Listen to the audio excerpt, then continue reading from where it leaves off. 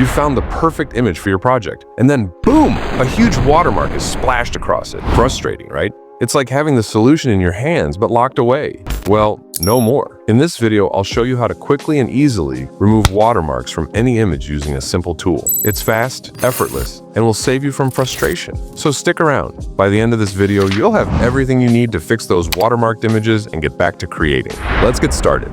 First, open the Chrome browser on your mobile and search for Watermark Remover. Click on the Watermark Remover website that appears in the results. And here's the best part. You don't need to sign in or sign up to use this tool. It's completely free with no subscriptions required. Once you're on the site, just click the Upload Image option and select the image with the watermark. After you upload the image, the AI will take a few seconds to analyze it, and just like that, it's done. As you can see, the watermark has been completely removed, leaving behind a clean, professional-looking image. Finally, you can download the cleaned image by clicking the Download option. And with that, your process is complete. It's short, simple, and effective. If you found this guide helpful, please consider subscribing to our channel for more technical tips and tutorials. Thank you for watching, and I'll see you in the next video. Goodbye.